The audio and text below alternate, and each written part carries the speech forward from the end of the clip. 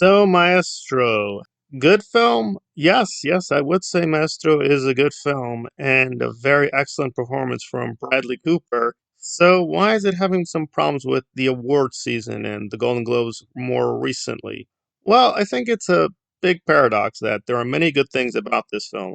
Very excellent cinematography, very strong acting, very charismatic lead performance, and the script overall is fairly strong, but when you get down to the roots, this is fairly repetitive. I don't mean within the narrative, but that we've seen this kind of thing before of looking at the artist as a tortured genius or having many physical, mental ailments and overcoming these burdens.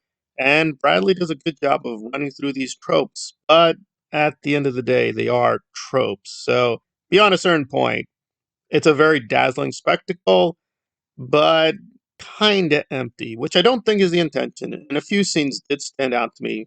Very, very emotional, very, very effective, and did actually land for me. However, overall, the narrative kept getting stuck in a very kind of recycled, kind of bent, for lack of a better term. It just kept going back upon itself. Now that is part of the intention, we're not really looking at Bernstein chronologically. They skip back and forth in terms of his life. And a lot of people are going to dismiss the black and white as just a stylistic thing. No, I thought it made sense to have it in black and white for a lot of the film. However, beyond a certain point, it does feel that Bradley Cooper is a very talented director, but doesn't know when to not use style. Now, granted, he's worked with Martin Scorsese, so he's learned from the best. And Scorsese films are very stylized, and Killers of the Flower Moon was no exception, but I think Scorsese, and I would be consistent, also does the same thing with Silence or even The Irishman.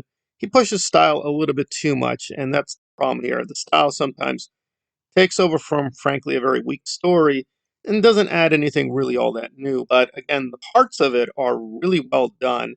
So there is a lot to admire, and it's definitely never a boring story, but it does feel that it's not really adding anything to this conversation or this debate. So it kind of feels lost compared to Oppenheimer.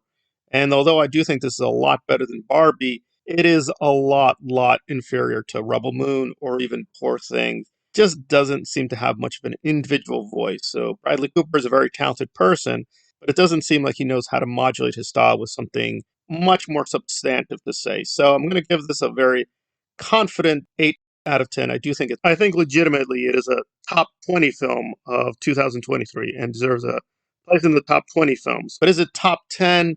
No, it almost made it. So it's a very big paradox. It's a very good film, but at the same time, not a very necessary film.